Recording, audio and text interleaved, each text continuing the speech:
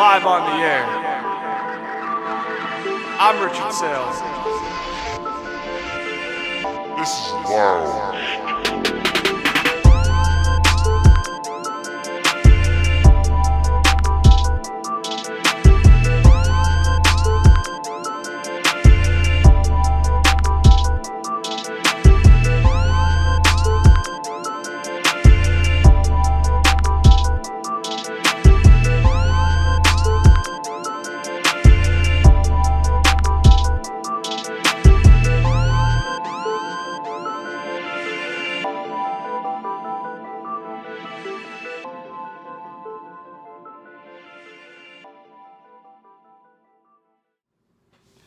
Hello, welcome back to another episode of Loungetime. I'm your host, Rich Saile.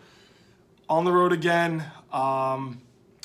Just had to take care of a couple things this weekend. We will be back in the main studio next week. We'll be doing a couple episodes from the road, probably after next week a little bit. I won't say where, but just kind of managing some things at the same time. Nothing to worry about, so we're good. Yeah, we got a lot to cover too today. We got some NFL Week 12 action to go over. And if you're a Vikings fan today, I'm not mad at you, but I will be mad at somebody for ruining my Survivor pool because that was a terrible, terrible loss I had in Survivor. So I'm very mad I lost in Survivor, but there will be some roasting for your game. Nothing you guys did, specifically Vikings fans, but I'm very angry that someone ruined my Survivor pool. Not once, twice this season. Twice. And I'll explain that more when I get to that game. But we will be going over some Week 12 action. We'll get the Week 13 picks. And currently the college football playoff, there's a lot going on as far as the Final Four. If we have time in the show, I'll see if we can fit it in. But I'll let you guys kind of know who my Final Four are. But let's get right into the action. Let's start off with the Week 12 action. There's only one Thanksgiving Day game I'm going to go over, and that's the Packers and the Lions. I watched most of this game. I had to do something for the first few minutes of the game. But Jordan Love, 22-32 for 268 yards, 3 touchdowns. He actually played pretty good this game. I was surprised. He had the deep ball of the game early to Watson that kind of started it off for him, and he looked really good. I'm opening my, if you guys are curious, I'm opening up a mini bag of Oreos I might be snacking on for the show, just because I have a headache and I'm trying to deal with it. Small headache, we're good. Christian Watson, speaking of him just now, 5 catches, 94 yards, and a touchdown. Jaden Reed, Kraft had a touchdown each. Defense had 22 points allowed, 3 fumble recoveries. Rashawn Gary, oh my God, he had a game. 3 sacks. Jonathan Owens had a touchdown. If you guys don't know who he is, he's actually Simone Biles' husband. I didn't know this until the actual game day when she put out a tweet, I guess, celebrating her husband's touchdown. I didn't know this until that day she put out the tweet. Defense had 12 quarterback hits. They had the 1 turnover on downs and the missed field goal that were Green Bay's missed opportunities. 5-11 on third down. 7 penalties. I mean, it was a big win. I'm not going to downplay it, but I'm not making a big deal about the Packers. I'm not. I still think they're going to get smoked this weekend. I don't think Jordan Love is that good still. But, again, I know they've won 3 or 4. Everybody's making a big deal about it. You know what my response is? If they beat Kansas City, then we'll go from there. They're not going to beat Kansas City because Jordan Love's not that good. So, but he had a good game. I can't hate, but I still don't think he's that good. Okay? And they're going to get fucked by Kansas City next week. Sorry, Yoham, it's going to happen. Okay? So, Yoham watches the show every time, so he doesn't like when I say this kind of stuff. But, which brings me to the Lions.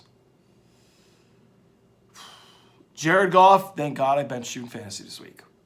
I lost for other reasons, but thank God I benched him. 29-44, 332 yards, 2 touchdowns. He absolutely played terrible in the first quarter, but somehow he got better as the game went on, which I feel like is misleading. David Montgomery. I have something on him in a second. Not a bad thing. I just want your guys' opinion on this. But let's get to his stats. 15 carries for 71 yards, a touchdown.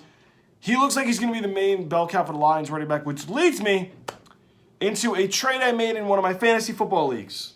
Okay? Now, for you fantasy nerds, I need to know this.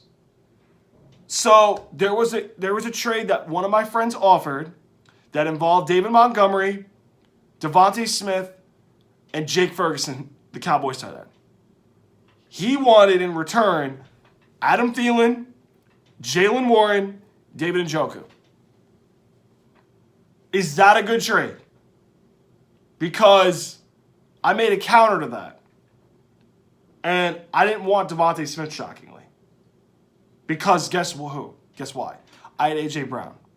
I didn't want two Eagles receivers on the same team. I didn't want that. So, I countered by offering for Montgomery and Ferguson for Warren and Njoku. 2 for 2. Player deal.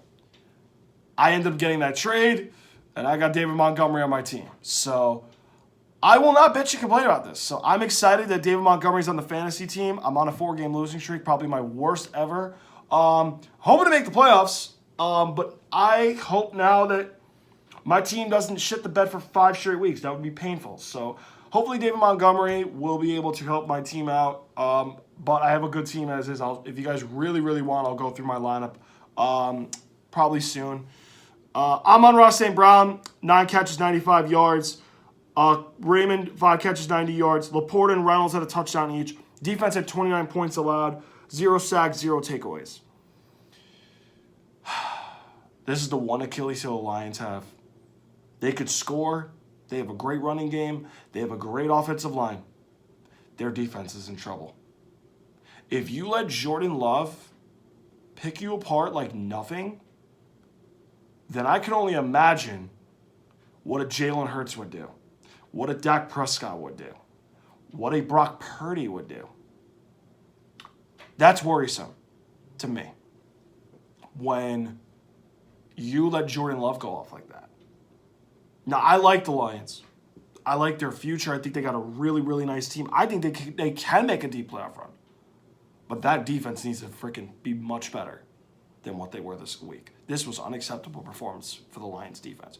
Aaron Glenn's a good coordinator, but that defense, you can't be up and down. You need to be consistent and not give up a lot of big plays. And it's just not acceptable what happened. It's just not acceptable.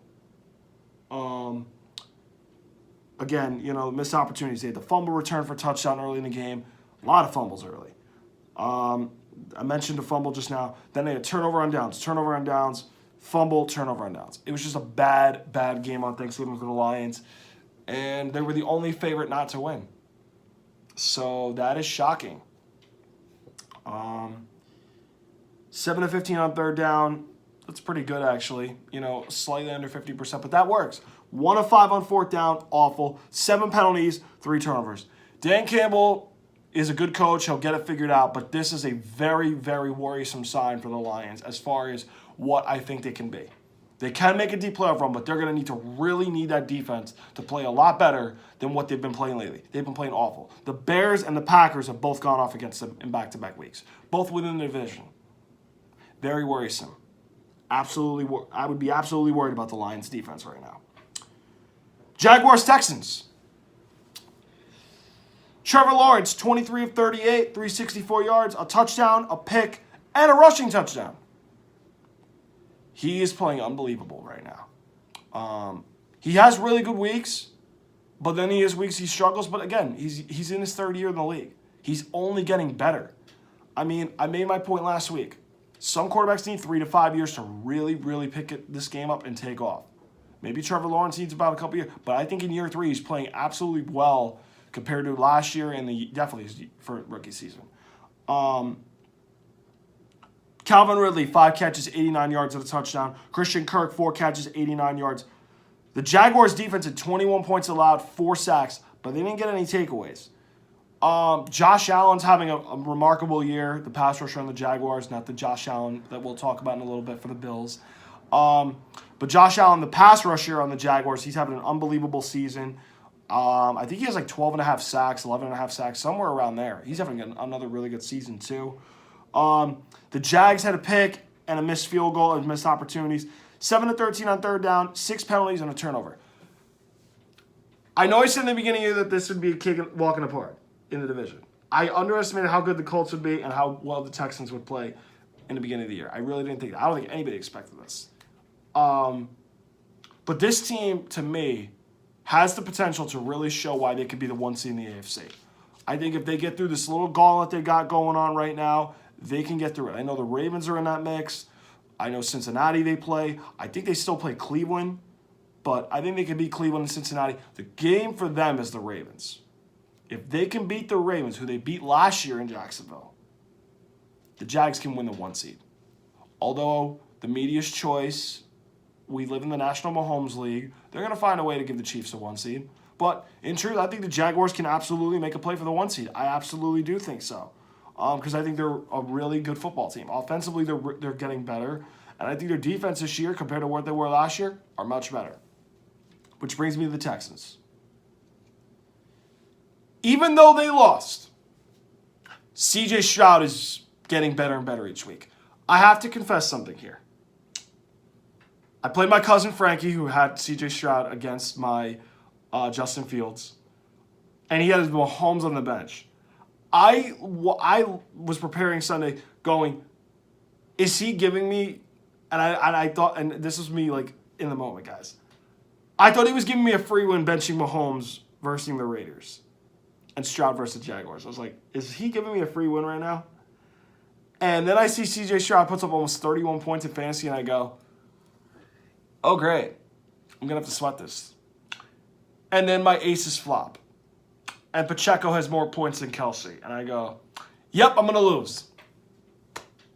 So, CJ Stroud's been playing well. I mean, again, I that decision very shocked me. I mean, it worked for my cousin that week in fantasy, which was nice. But in all seriousness, back to the game, CJ Stroud's playing really unbelievable. He might honestly win Offensive Rookie of the Year. 26-36, 304 yards, 2 touchdowns, a rushing touchdown. I mean, he's been making good decisions all year. Nico Collins had 7 catches, 104 yards, and a touchdown. Tank Dell, 5 catches, 50 yards, and a touchdown. Offensive line for the Texans, though, is going to worry me. Especially if you play a team like Baltimore, if you play a team like Kansas City who can get a pass rush on you. Jacksonville got 4 sacks on them, so even Jacksonville I have to add for this matter. The Texans' defense gave up 24. Their offense just could not score enough.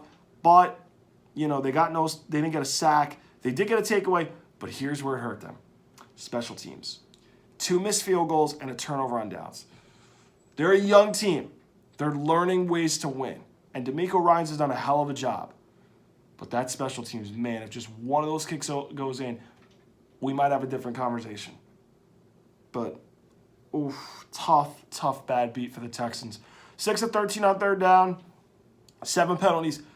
I am going to watch their game against Denver at 1 o'clock tomorrow. I am actually very curious to see how CJ Stroud plays against Denver. Denver's coming in as a hot team right now as well.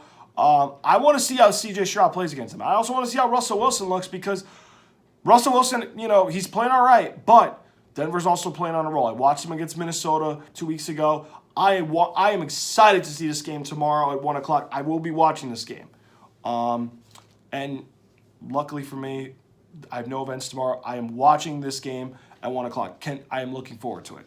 So CJ Stroud hopefully puts on another great show because I'm excited to watch him more. I watched the end of the Tampa game. That's the only real kind of glimpses I saw of him. So I saw him at the end of Tampa, and I was like, wow, he's unbelievable. I can't wait to watch a full game with him against Denver. That's going to be must-see TV. Bills and the Eagles. Wow. This was game of the year, people think? It's up there. I don't know if it is game of the year. I would maybe argue, dare I say, Texans-Tampa Bay. I mean, think about it. That was crazy. It went right down to the wire. Josh Allen, 29-51, 339 yards, 2 touchdowns, a pick, 9 carries, 81 yards, and 2 touchdowns. So he's still Superman, yet the same result happens. they keep losing. They just keep losing. I don't know what it is. Is it Sean McDermott? Is it Joe Brady now? Or was Ken Dorsey? I don't know. But he's still putting Superman stats, and yet the running game can't help him out. He's literally their leading rusher again. Gabe Davis, 6 catches, 105 yards and a touchdown. Stephon Diggs, 6 catches, 74 yards and a touchdown. The Bills' defense is taking a hit this year. The losses of Milano, Tre'Davious White, they're bigger than we thought. And now Von Miller got in trouble. Another key blow. I mean, the Bills are just getting hit left and right with just what can go wrong goes wrong for them, all right? 37 points allowed, a fumble recovery, 2 sacks, a pick they got. Okay, but here's the turning points. Missed field goal, and a pick. You lost by what, 3? If you got 1 field goal in the rain, which you have played in rain because you play in Buffalo, you get 1 field goal, you upset Philly. And I'm kind of in a Philly area right now, okay? But you get 1 field goal, different conversation. Instead, you're 6-6, and you don't look good right now. And you're fighting for your playoff lives right now. That's not a good feeling right now, all right? 13-22 on third down. Pretty good. 11 penalties for 80 yards and 1 turnover. Sean McDermott. You took over defensive play calling duties for Leslie Frazier. I know your 2 best guys are out, but you've made questionable coaching decisions, and your defense, which is your bread and butter on that side of the ball, has botched. And I know he's taking a lot of heat this year. Could this be Sean McDermott's last year in Buffalo? And they move on from him? I mean, they've gotten steadily worse since 2020. They've gotten worse. They've taken a step back. And that 13 seconds game, that was the window.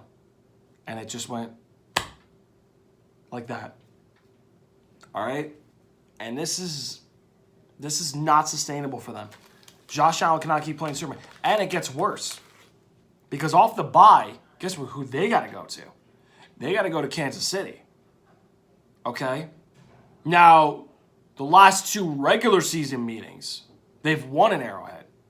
But in the postseason, they can't fucking win there. Okay? And then they play Dallas on Monday night after in Buffalo. It doesn't get easier for you guys. It does not get easier. I mean, this is a troubled football team. They need to win in the worst way possible. And they need to do better.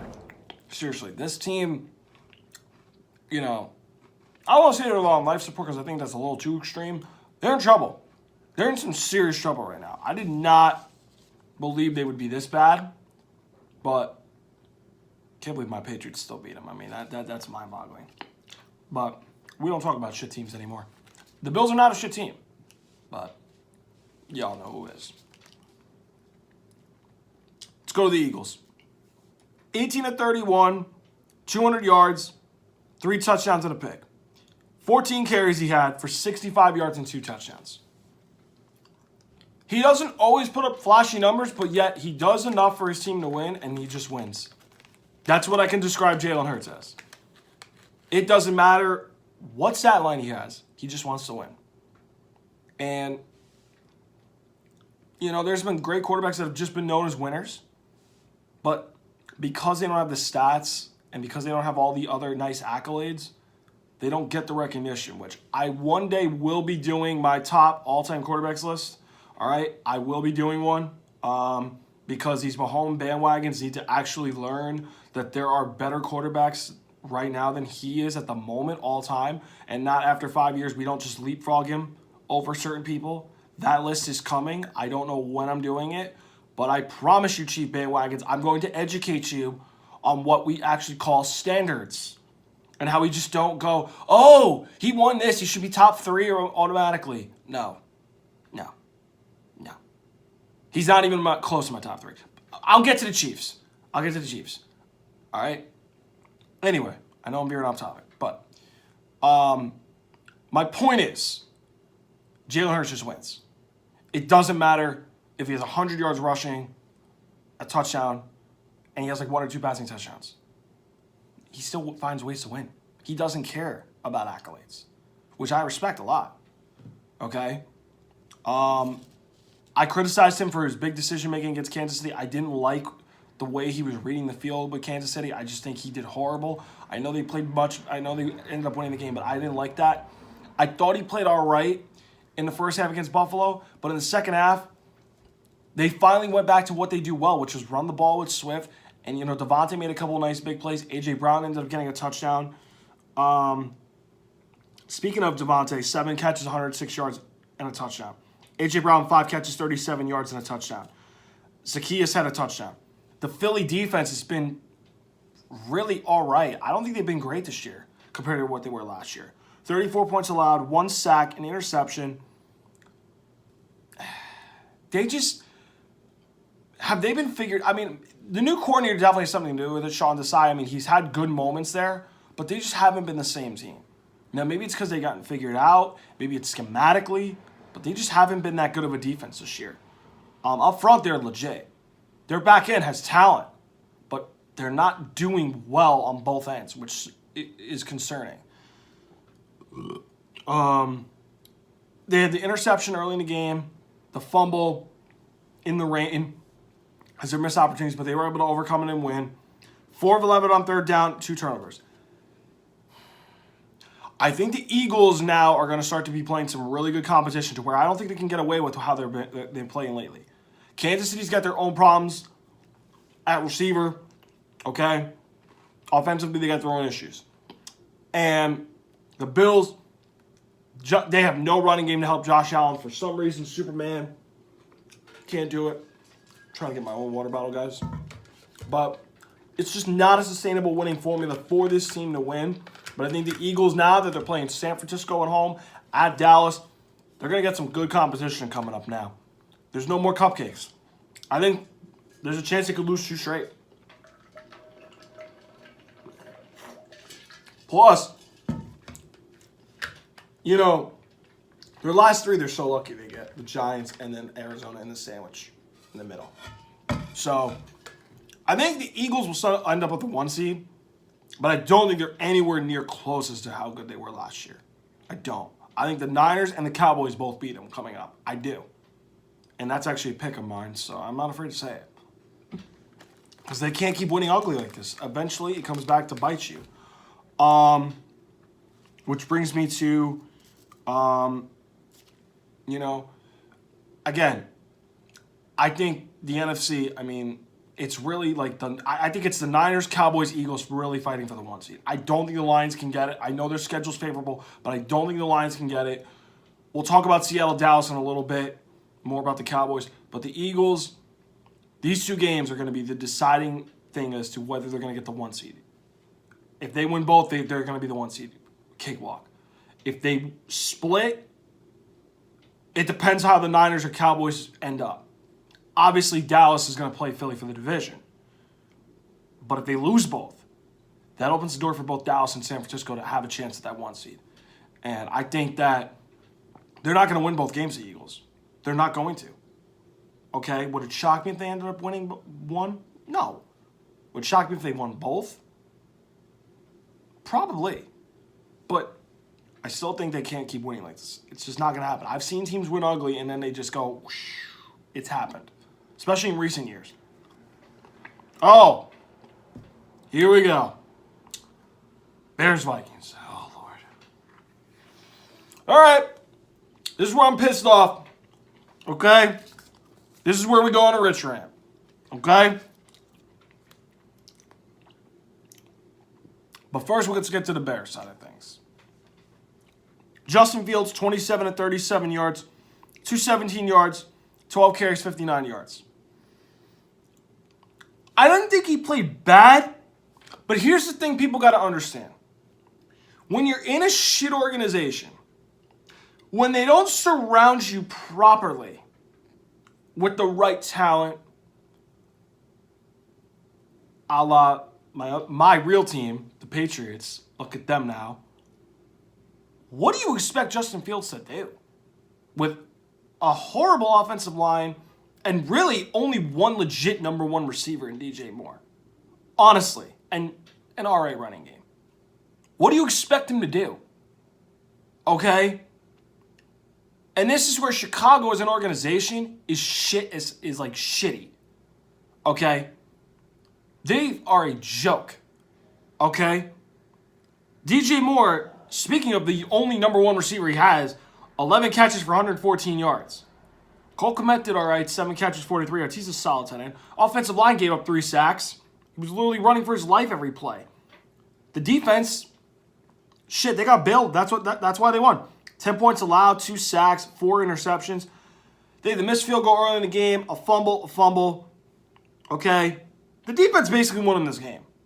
Their offense, they did a horrible job surrounding Justin Fields. Now, that's going to be on Ryan Poles, and don't get me started on emotionless Eberflus. That dude's not a head coach at all. He's probably one of the worst head coaches I've ever seen. Ever seen. That dude, I don't know how people are motivated to play for him. Like, seriously. I don't know how. He is not a head coach at all. He's definitely a good, he's definitely good if you're playing poker and he's got the best poker face ever. I mean, he shows no emotion. I don't know how players get riled up to play for him. I don't. 8 of 18 on third down. Yeah, it's not bad. 0 of 2 in the red zone. 7 penalties for 76 yards and 2 turnovers. How the fuck did you win this game? You basically won the game by kicking all field goals, right? You had to have. They did. Their offense was so bad, all they did was kick field goals and they won.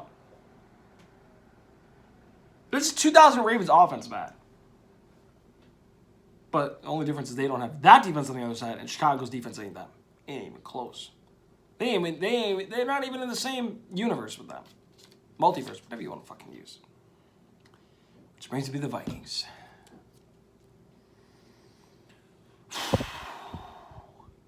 Now, when I recorded last Wednesday, I told you guys I was debating who I was picking for Survivor. I was torn between the Vikings, the Ravens, might have leaned the Titans. Might have had some other teams in there. I ended up taking the Vikings because I thought this was the easiest game left on their schedule to win. And what do? They lose. So I'm out. I don't regret the pick. I stand by it. I didn't trust the Titans with Will Levis against Carolina. I didn't. Now you're probably like, Rich, why? They're a 1-10 team. Because Derrick Henry is a shell of himself. You really trust Mayo Man to hold the game up? I mean, Hopkins is their only number one. Okay? And the Titans defense lost Kevin Byard, a big piece to their defense. They're all right. They're not insane. They got Jeffrey Simmons, who's a stud, but that's it. Fucking Josh Dobbs, bro. This man cost me 2 survivor pulls. Not 1, 2. Let me explain why. Remember the Cowboy-Arizona game? Who started at quarterback for them that day? Josh Dobbs. He knocks me out of that pool in week 3. Then when I pick the Vikings, when I pick his team to win, he cost me another one. Why? 4 picks. 4 fucking interceptions. All right, I gotta watch because I can't, because these walls are real thin here. This motherfucker threw 4 picks. Are you kidding me? Are you kidding me? 22 of 32, 185 yards, a touchdown. I'm texting my friend who's a Vikings fan. I said, I picked y'all for Survivor. He's like, you shouldn't have picked us.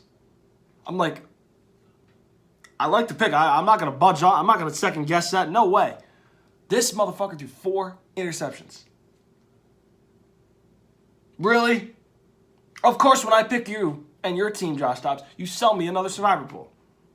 But when I pick against you in week 3, you have to beat me, right? Fuck you, Josh Dobbs, man. Seriously. I mean, listen, I was nice about it. But this man, He has to cost me both my survivor pools, bro. Really? Really, man? I know he's a nice guy and all, but come on, man. This dude stole me 2 survivor pools. He's the common denominator why I'm out in survivor. Bro, like... Pain. I lose on a field goal with 9 seconds. My cousin at Denver. No, he had the Bills against Denver. That was a more brutal way because they had 12 men on the field. The game was over. 12-man penalty call. That's a painful way to lose. I lose with 9 seconds left. And the only reason they fucking won was a DJ Moore deep ball that fucking beat me. And they fucking put him in field goal range. And Brian Flores can't get out of cover 0. Fuck. TJ Hawkinson, 5 catches, 50 yards, and a touchdown. I'm like, yes, all right, 3 minutes to go. Come on. 1 stop, bro. Defense played great. 12 points allowed, 2 fumble recoveries, 3 sacks. And this fucking dude, Josh Dobbs, cost me another fucking survivor pool, bro. 2 this season, 2! 1 with the Cardinals and now this. Never again. I need to start knowing which team Josh Dobbs played for. Because now, whatever game he's in, I will not touch that game.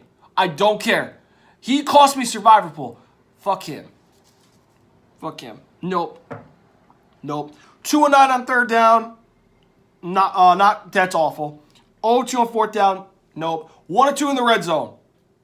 Inexcusable. 4 turnovers. You will not win games doing those and expecting to win games. You just won't do that. Great job, Josh Dobbs. Thanks for costing me survivor pool. You did it twice to me. Fuck you, dude. All right. Seattle-Dallas. We're going to go to week 13 now. So, this was a good game Thursday. I watched this game. I didn't expect it to be high scoring. I really didn't. I thought that the Cowboys would get Geno Smith under duress all game, and this is the thing that bothers me, right? I'll get to him actually because I'm about to go over the stats now. Geno Smith, 23 of 41, 334 yards, 3 touchdowns, a rushing touchdown, and a pick. He played pretty good. All right. Charbonnet, 19 carries, 60 yards on a touchdown. He did good. DK Metcalf, listen, he had a great game. I'm just getting so annoyed of his fucking antics, bro. This dude is an overgrown fucking man baby. Like, bro, he's doing sign language of like, you can't guard me or whatever. Bro, shut up. Bro, you're so annoying.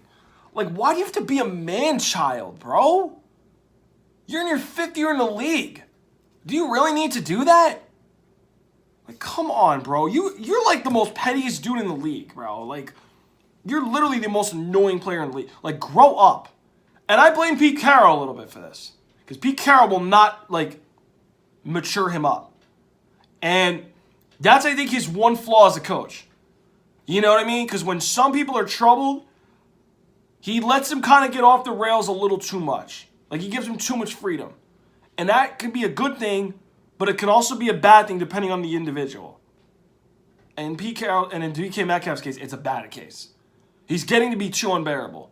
Enough of the sign language antics. Like, bro, like, if you're that bad by trash talking, bro, like, this ain't for you, bro. This ain't for you. Because in the NFL, people trash talk. John Randall's used to trash talk. Okay? Shit, they call Ray Lewis on the mic trash talking. You name all the greatest trash talkers in the league, bro. You would never make it back then, bro. And in this soft era, you have to do sign language. Like, come on, bro. First, enough of it. You guys know the antics he pulled in the beginning of the year. I'm, tired of him, man. He had a great game. I'm just sick of the antics.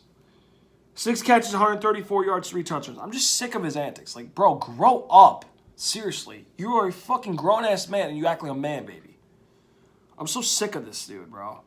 Smith and Jigba, 7 catches, 62 yards. Defense, 41 points allowed, 4 sacks, no takeaways. Man, they got a nice, talented secondary. I know it's young. Jamal Adams, where have you been this season, bro? you haven't done much this season. You're supposed to be that veteran, getting them, on the same page. I haven't heard your name get called once this season. So I don't know what you're doing, but you haven't played well. And you got to go after a media member, bro? For what? He was doing his job. I think Pete Carroll's letting his guys get too much off the rails, man. It's getting to be worrisome, bro, because when you get players that go off the rails, it becomes too much to control. And once you can't control that, that's when things go off the rails. But that was inexcusable. That defense played horrible. And again, that's not going to happen, I think, every week. But Seattle's defense has been very shaky recently.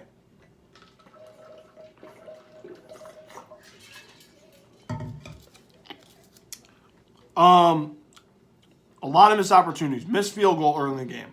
INT. Turnover on downs. Turnover on downs. Turnover on downs. Seattle, you lost by 6. And my uncle came over at Thanksgiving. I told him, I said, you don't think I remembered you picked Seattle to win the division? He goes, did I? Yeah, we got it on tape.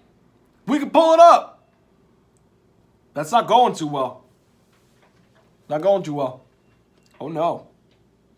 Oh, no. Nope.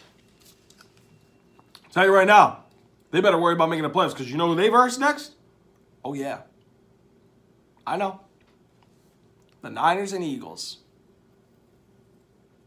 Yeah, good luck. Good luck. Which brings me to, 9 of 14 on third down. That's great. 0 of 3 on fourth down. Not great. 4 or 5 in the red zone. When you lose by 6, those little things matter. 10 penalties, 130 yards, and 1 turnover. You can't stay disciplined, bro. I think these players are getting a little too out of control in Seattle. Jamal Adams going after media members, DK acting like a man child. I just don't like where this team's heading. I don't. I think this is very worrisome because there's too much freedom going on over there. And some of those guys are getting off the rails over there. I think this is a bad warning sign from the outside looking in. Which brings me to the Cowboys. 29 of 41, 299 yards, 3 touchdowns for Dak Prescott. I can't believe we're talking about him being an MVP candidate. I really can't believe that. Because I would have never guessed in December we'd be talking about Dak as an MVP candidate. Never would have I guessed that ever. I'm serious. Tony Pollard, 20 carries, 68 yards and a touchdown. CeeDee Lamb is having a second-team All-Pro type season. I don't think he's going to get first team because I think there's going to be a couple people that might be ahead of him. He might make first team. I know A.J. Brown, Tyreek are definitely going to make it, and I think Keenan Allen just edges him for how well he's played. But CeeDee could actually be in that third first-team All-Pro slot. But CeeDee Lamb, 12 catches, 116 yards and a touchdown. Jake Ferguson, my man I traded for in fantasy, 6 catches, 77 yards and a touchdown.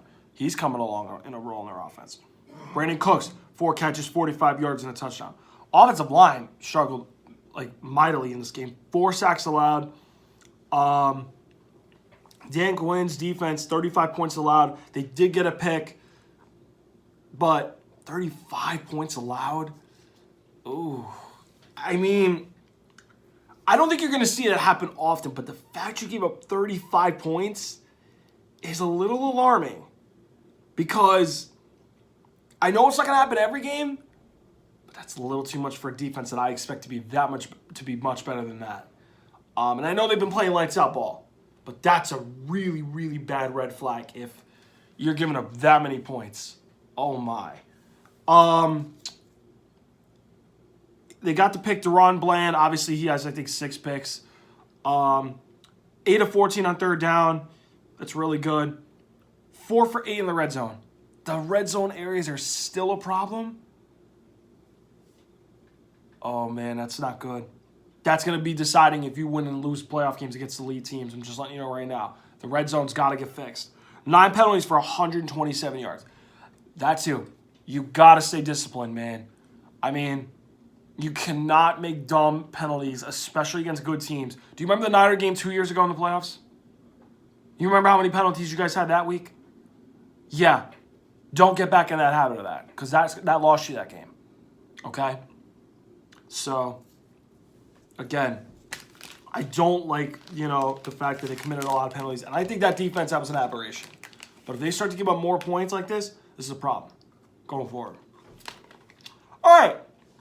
So, we actually have enough time to go over the Final Four for College Football Playoff, which will be coming out tomorrow, and who I think will end up making it. Now, I did watch the Oregon-Washington game last night.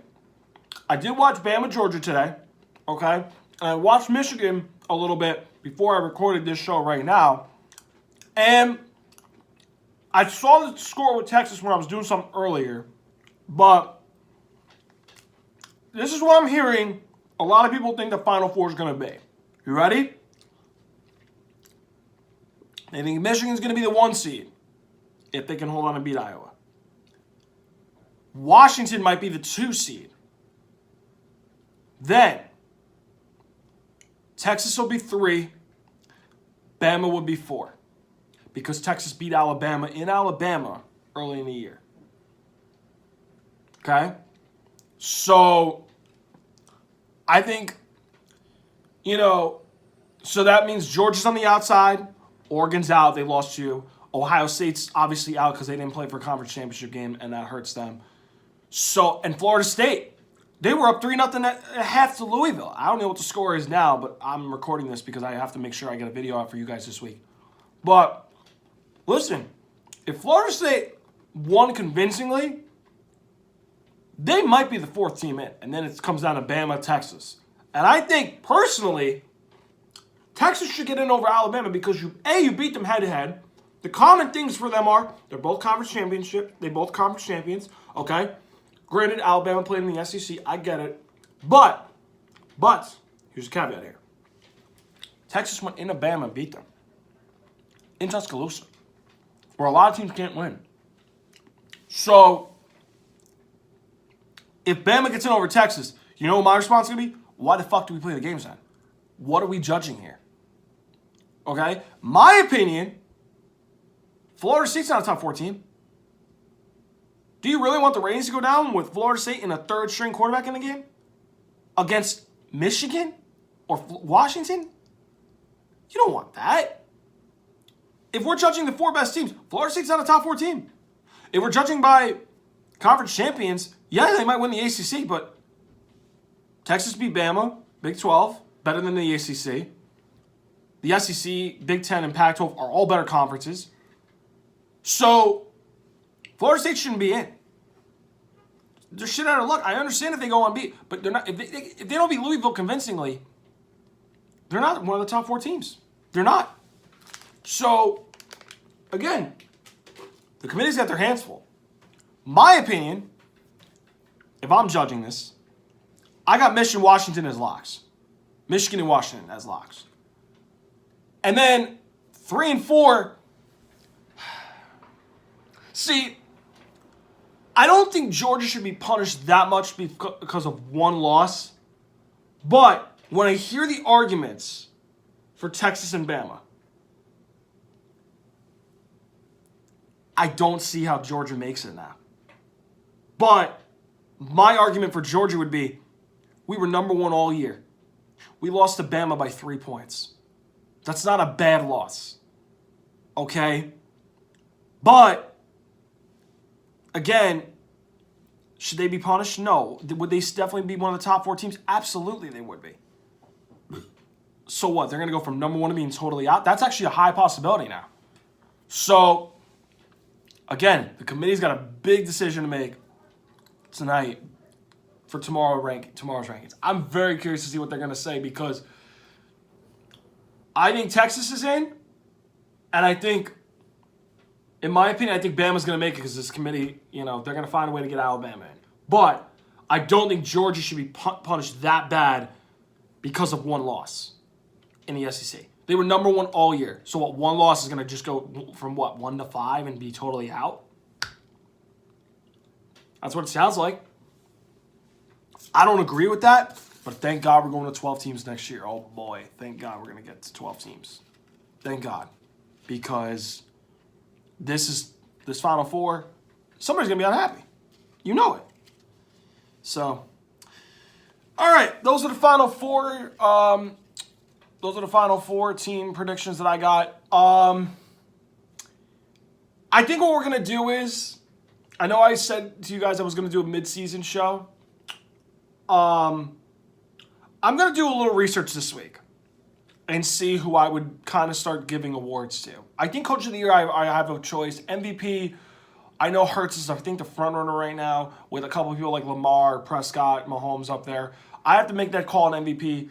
Offensive Player of the Year, I think Tyreek Hill's going to win that right now. But I got to do a couple of research and see who I think is going to get in and win those awards. So I promise next week I will make time and do this, depending on how many good games there are and stuff like that. But I got to make a segment where I give kind of my predictions for some of the individual awards and stuff like that. So I know it's week 12. It's been crazy, guys. But next week I will do some research and get some takes on that for the individual awards like MVP and Offensive Player of the Year and stuff like that. So let's get to the Week 13 picks because we got some stuff to go over. Starting with the Colts and the Titans. The Colts have been playing good ball. Jonathan Taylor's doubtful. Zach Moss played good for them, but the Titans are stout against the run. And I got a little questions with that Colts passing game.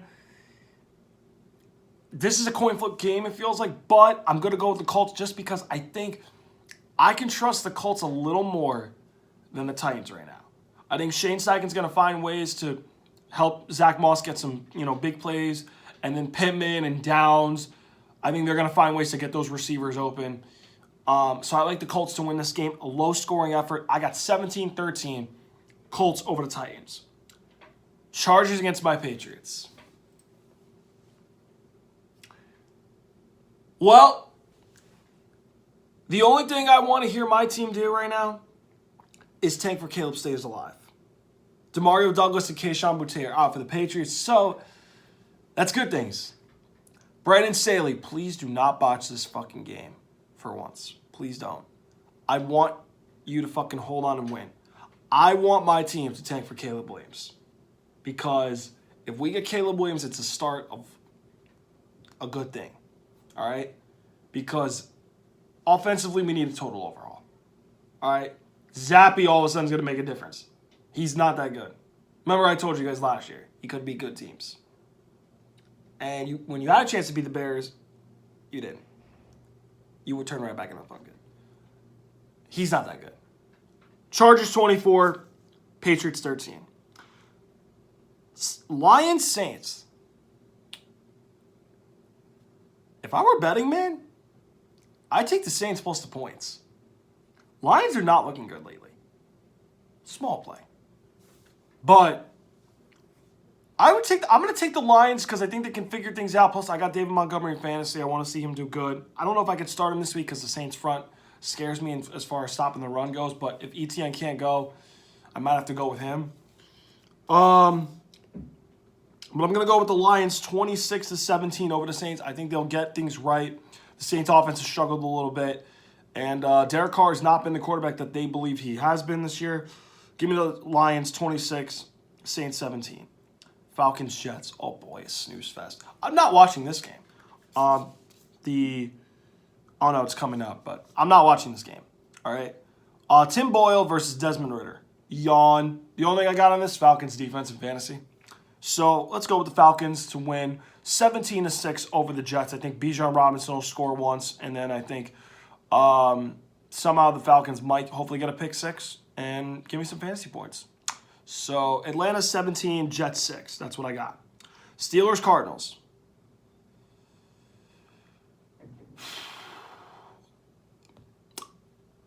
I think the Steelers are better than Arizona is. And I think that Matt Canada being gone is a good thing. And I think that the Steelers will get offense right. I think they're in Pittsburgh. Arizona's got to travel all the way to cross country. That matters. I'm gonna go Steelers 28, Arizona 10. I trust the Steelers. They're a really good defense. They're home. Give me Tomlin and company 28-10 over the Cardinals. Miami, Washington.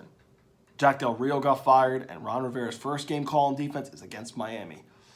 Yeah, no. Miami's going to still light him up. Give me the Dolphins 34, Washington 20. Texans, Broncos. I will be watching this game. I cannot wait to watch this game. I'm checking the Gonzaga Bulldogs USC score behind me on my laptop as we are doing the picks because I want to see how they're doing. I like the Texans to beat Denver.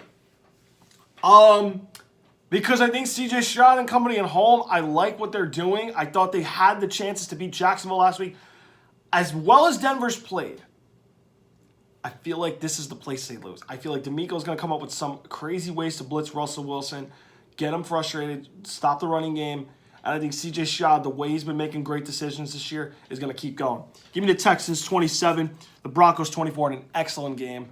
I can't wait to watch this tomorrow. Bucks, Panthers. I need Carolina to win, so New England tank for Caleb stays alive, and it looks great. I just don't know if I can trust Bryce Young and them to beat Tampa when Todd Bowles blitzes every time. So I'm going to go Tampa 20-10 over Carolina.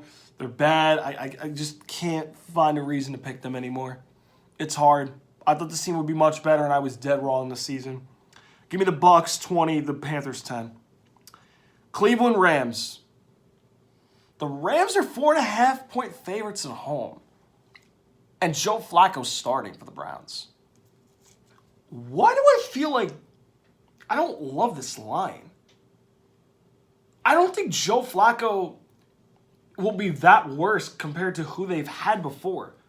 You can't be worse than P.J. Walker and Dorian Thompson-Robinson, right? You just can't be. I mean, Cooper's not a bad receiver. I mean, the running game, the offensive line's not terrible. The defense is better than what they were last year. The Rams' offensive line's just okay. Now, Myles Garrett's out. That's a big loss. But I'm going to go Cleveland 19-16 over the Rams. I just think the Browns defense is going to make a couple big plays on Matt Stafford. And I think that Jim Schwartz's defense will do just enough to keep them in this game. I think the Browns somehow find a way to win on a walk-off field goal. Cleveland 19, the Rams 16. Niners, Eagles. Oh, I can't wait to watch this game at 4 o'clock. I really, really can't wait. I think the Niners come in here and beat Philly. I do. Because I think that Brock Purdy playing a full game will matter. I don't think they'll win by double digits like Deebo Samuel thought they would have. I don't see that. But I see a team that can go toe-to-toe with them and is not afraid of this team. And they have the roster to go toe-to-toe with the Eagles. I can't wait to watch.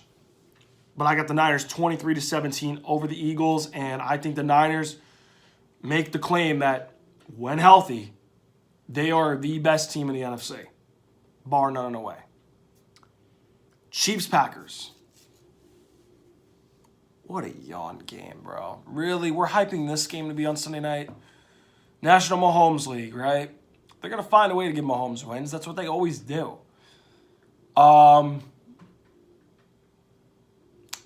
Love's not good.